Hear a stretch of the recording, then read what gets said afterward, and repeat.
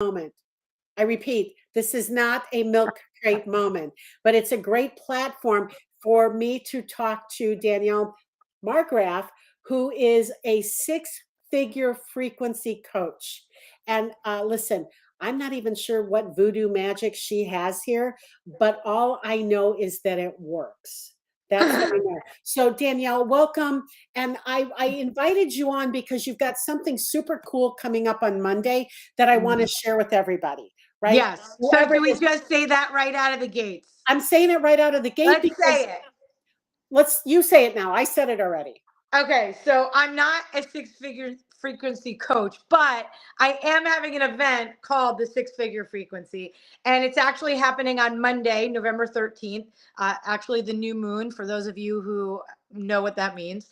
And we're going to meet from 10 a.m. to 4 p.m. Eastern Standard Time. And the tickets are $47, which is actually a steal when you hear all of the things that we're going to cover, which all connects to your results, to your success, to your money, to your wealth, all of it. So, Yes. well, thanks for being here. No, I would like you to talk about emotional debt. Yeah. I think this is one of the most brilliant things I've ever heard, because I would have never ever in a million years thought I had, if I got my financial debt out of the way, why would I begin to think that I have any other debt? But according to you, people carry around emotional debt, which keeps them from what?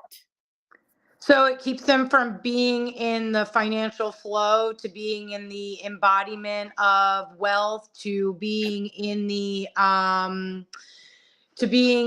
a state of wealth and prosperity and abundance, right? People talk a lot about wanting to create more wealth, create more prosperity, create more abundance, create more money, attract more money, generate more money, right? Whatever your words are, essentially it's the idea of the money out there and bringing it in here, right? Right. And so here's the deal.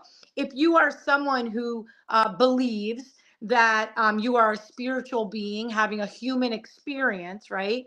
Then what you know to be true is that everything's energy, right? And that we are human beings, right? Who have an emotional body and an energetic body. We actually have a physical body that houses a nervous system. Our nervous system is the command center of everything that's going on in there. And a lot of times, what people sort of, I think a lot of people are familiar with the idea of like the money story, or the idea of like money mindset. But I think that people are way savvier now, and they've done manifestation courses or programs or challenges or money mindset stuff. And the truth is, there might be a little bit of a push forward. It might be a little trickle of like something coming in, or they might have like clear something, but it doesn't really get to the root of what's happening. And what's happening is that we are wired for safety, connection, and belonging. Okay. We are not wired for success. Actually, success is what takes us out of our comfort zone, right? Just the idea of being successful is like growing into overflow, and making maverick moves and taking these risks, and really going against what we know and what we grew up knowing, and safe patterns of conditioning and behavior that we know as being safe, as security, right? And so Right. success is all the opposite of what we were taught for the most part, right? Right. And so, and what we're wired for. And so what happens is that as we grow up, and we've all experienced some level of circumstances, we might call it trauma, big T trauma, little T trauma, right? Very overt in our face trauma. It's very obvious. Maybe more subtle traumas, right? Mhm. That can range from like emotional abandonment by a parent, or moving around a lot, never really getting home and grounded. And the idea, you always have a phone ringing. And or feeling like neglected, or making fun, being made fun of at school, or never being, always being picked last for the kickball team, right? Those can all be considered something that is traumatic to our system. So Right. what happens is we are wired internally because we're wired for safety, connection, and belonging. We get these messages and our body holds on to them, right? Our mind might forget the memory, right? But our body starts to rewire to protect ourselves from these painful experiences, right? And so what happens is we end up holding, right, really embodying this. If you know anything about the emotional guidance scale, right, we are embodying somewhere on the emotional guidance scale. And usually when it comes to money, it's always somewhere around worry, doubt, uncertainty, urgency, fear, right? Typically, there is never, very rarely, I shouldn't say never, very rarely are people wired in this way where they are wired for wealth. They feel wealthy, they feel rich, they feel abundant. And so what happens is because you are emotionally, maybe emotionally you are feeling unworthy. Maybe you've experienced from your circumstances shame, right? What's wrong with me? Why can't I get this? Why can't I figure this out? Why doesn't no anybody pick me to be on the team? Why am I, right? Whatever it is, what happens is we carry this, what I call emotional debt, and this debt creates the state vibrationally that we're in. That vibrational state becomes a match because we only attract what we're in harmony for. That becomes a match for whatever we're a match for, frequency wise, right? That's what we get back. And so really, if you are someone who believes as within so without, right, because listen, our results, they're saying 98% is between 95 and 98% based on our subconscious programming, right? It's not based on what we do, it's not based on production, it's not based on transaction. Now, do we need all those things? Of course we do. We live in a material world, in a physical world. We need to be able to be in that, right? However, we will, a strategy or a tactic will not work if our state is in the state of shame, worry, unworthiness, undeserving. I feel like I'm too much. I feel like I'm not enough. I feel like I don't know enough. I feel like, people, I want people to like me. People don't like me. Whatever that is patterned in you. Mhm. And so what happens is that is what we become a match for. So you're carrying the emotional debt of whatever was. And it's really about rewiring for wealth. And part of that process is clearing anything that comes up between you and the state of wealth. Mm. Well, that was a perfect sentence right there, right? Yeah, Really what you're going to do in six-figure frequency is help people clear whatever's standing in their way between where they are and wealth. So whatever's sandwiched in between there. correct. Correct. We are gonna, and a lot of times I will say that there's some pretty overt sort of themes. And one of the things is that we talk about, and we're going to talk about in depth on Monday, is self-image. We have an inner self-image and an outer self-image. The inner self-image really is your success mechanism. It is what creates, right? It's what creates the feedback, how you think of yourself, what your identity is, who are you? A lot of people don't even realize that they identify themselves with things that are in the past, with the problems, with the issues, with the stuff, right? Right. And what happens is even though they want, right, we have this like knowing doing gap, and even though we want to go over here, we are stuck over here because we cannot embody the image that we actually want to embody. And the truth is, if we can't embody it, we can't express it. If we can't express it, we can't attract it. If we can't attract it, we're not going to be a match for it. It's over, right? That's where, so we will only create, attract, and circulate for where we're at. Hmm. I love all of this. I love everything you just said. So Monday, you have, Yeah. tell us a little bit about the six-figure frequency class you're teaching on Monday. Sure. So, what we're going to do is we're going to talk a lot about the hierarchy of the states of the nervous system. We are going to match them with the states that I have. I've done many years of research in school and all the things, but there is a matching state of wealth.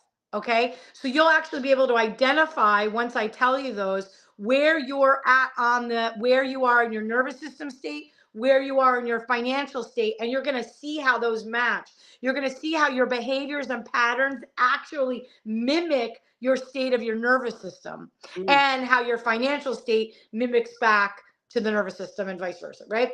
So we're going to do that. We're going to talk about identity and self-image.